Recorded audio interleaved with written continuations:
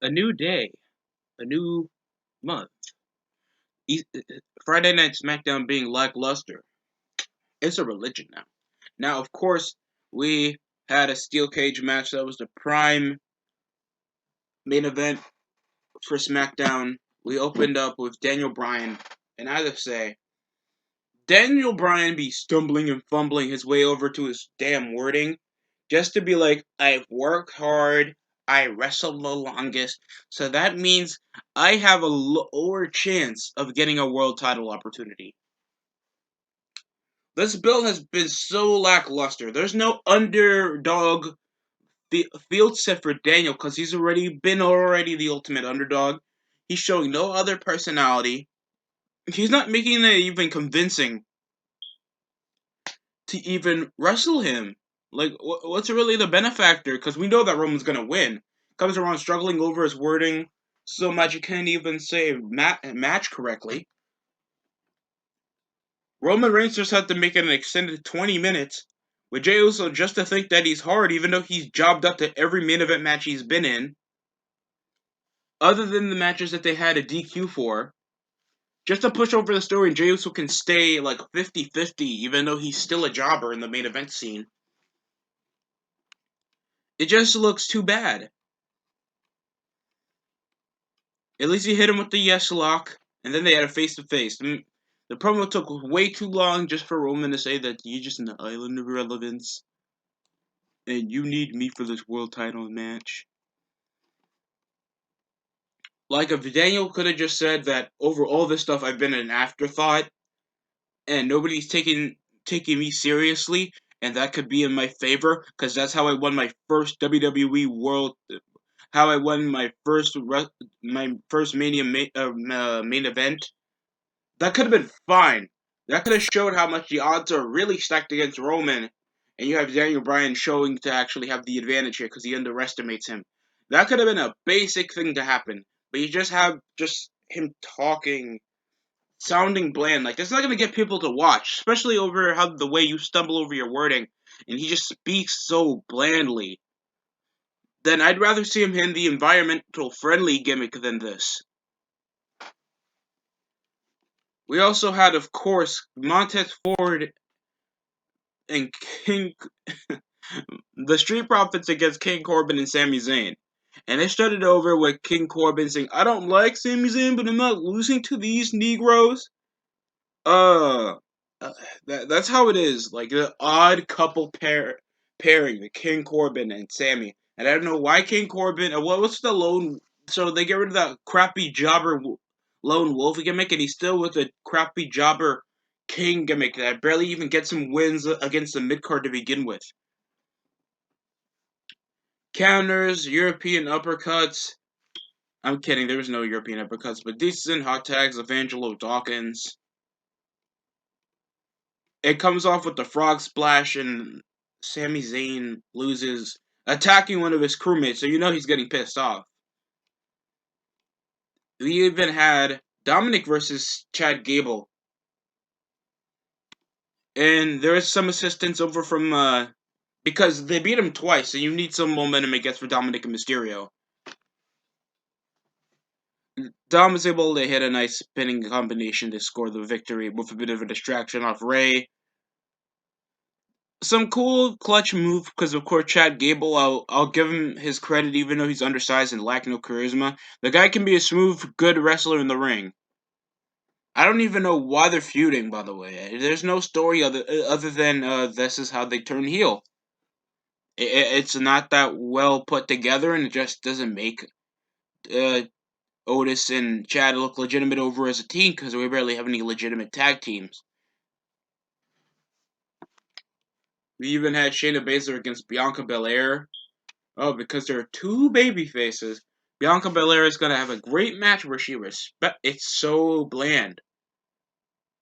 Why are you making this women's title match so bland? It shows that Sasha and Bianca has an ego, so why not just extensify that over with their character, making like the chick feel over the top, so I can actually get more suspense. Because you're making this one of the biggest parts of the show at Mania. Make it feel like it. And we of course have, my man Reginald, getting fired by Carmelo over the constant associations with Sasha Banks,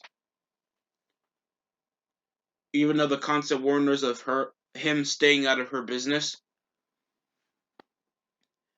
Baszler was able to win with her Kakuna Clutch after there was a bit of an interaction with Reginald and Nia Jackson again, ending with Sasha slapping Reginald and telling her to stay out of her business.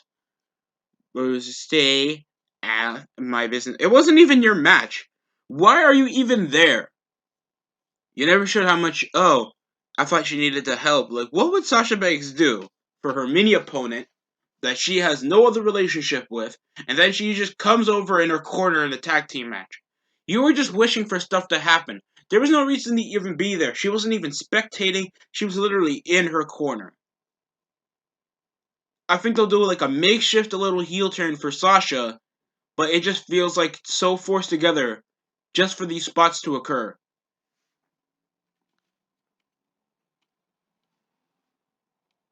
Dude, I'm just not feeling it. Cesaro faced off against Murphy after we had a backstage segment involving over the loss of Cesaro and how he's supposed to get him to a different path. Like, dude, it's already that dumb. Like, we get that you're an accomplished wrestler in the WWE, but here you're not that charismatic or have that much of a good talking ability to actually move people to actually affiliate with you.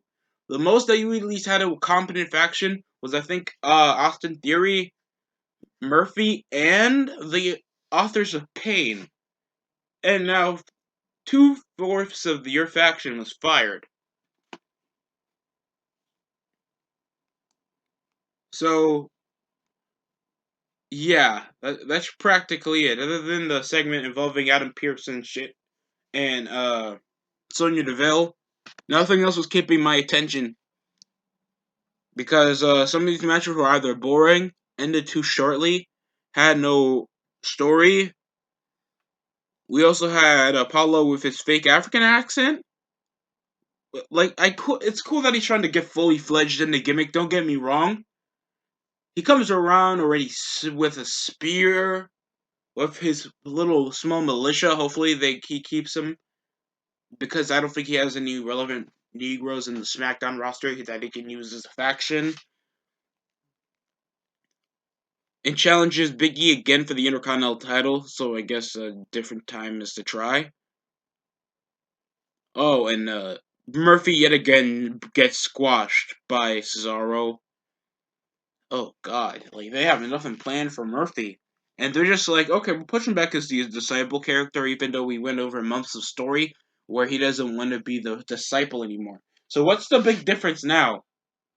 Rollins just returns back as the disciple.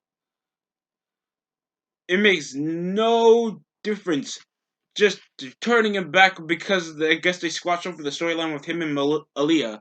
Then that ends quickly after they scrap the whole thing with Corbin because, like, the Forgotten Sons got fired. That sucks. There were some bicycle knees and a drop kick. Cesaro was battling back with the uppercut. A cool suplex. It ends with the swing and then the sharpshooter. So I guess that's his finisher. It looks cool at least. I still can't fight that great match he had on Smackdown, already beating Daniel Bryan twice. And yes, you are facing off against the top guy over in the company, but I just hate Rollins because I can't take him legitimately as a guy that you can beat and have a successful career after that. Guy's a weirdo nerd, and he just does the same moves. And thanks say you're trying to restrict the super kick. We already took out what made his arsenal already dumb to begin with.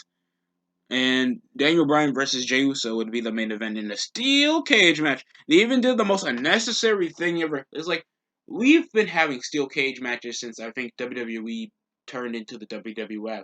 And they literally being like, this is the first ever steel cage match. You had one before the year end for the Universal title against Kevin Owens and Roman Reigns. You never did something like that, you just see Corey Graves in the stupid ring going over. You just look at what the WWE superstars have to suffer from the height, and what your wife had to suffer through when you were effing another star. Oh God, dude, just doing that whole thing with the stupid cameraman. It doesn't make it less threatening because nobody falls over the cage like that. And if it does, it's a major accident. That doesn't hype up the steel cage match. They don't go over history of the steel cage match. It's just less unappealing. And it's really like two small dudes. Like I like Jey Uso, but it's two small dudes wrestling for in a steel cage match. None of the danger or fear even comes off escaping the cage. It comes off staying in the cage. Sell the cage right, Corey. Just a dumb way to sell over a match stipulation. It's so unnecessary. It doesn't build up to the cage match. Going into the rest of the match, it's selling the leg, and consistently selling the leg while still trying to do drop kicks and running knees. So it doesn't work. So psychology's already off in a bad point. Decent super kick. There was a cool little superplex over from the top. Really inventive by Daniel Bryan with a makeshift uh, running missile drop kick. And a big super double hook superplex from the top. It was a really cool move. And then the transition into a really good yes lock for the victory. This could just be a normal match, but it doesn't feel like it because these guys barely were doing that many interesting spots over with the steel cage, other than climbing it. There's no danger or grit like what I saw when Roman and Kevin Owens fought, because at least these guys wanted to kick each other's ass. Jey Uso we were portraying Kevin Owens at least like the underdog babyface, just like we already do Daniel Bryan permanently, and it just looks less compelling. The story is lessened. It just doesn't look that impressive.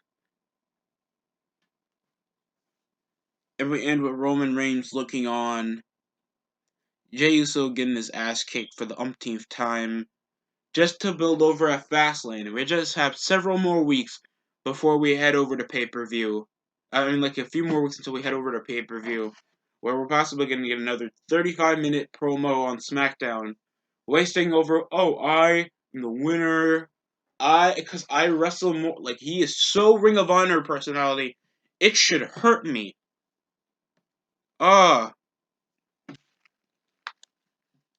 Roman saves it, but he just drags over his wording, and it wasn't like when he gets straight over to the point, but he kind of leaves you in suspense, just to know what would happen. That's what made 2020 Roman better, and it just doesn't feel that acclaimable because we have so many mid carders that are forced over to the main event. It already makes it feel one sided as hell.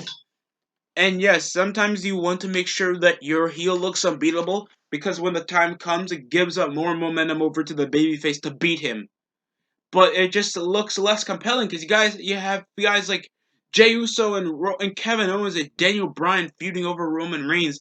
It looks less compelling and it looks less likely that these guys are going to come up winning, giving you a better time getting your hopes up for the babyface. It's just dumb in my opinion. Other than that, that's all I have here for the SmackDown review. Like, comment, and subscribe. I just feel like this is a lackluster episode of SmackDown. Of course, Revolution is tonight. So, don't know what your expectancies because we're suspecting two big names coming into the ladder match, and whoever Big Show announced, that's a future Hall of Famer coming in on AEW come the pay-per-view. So, get your thoughts on that on the comment section below. Thanks for watching, everybody.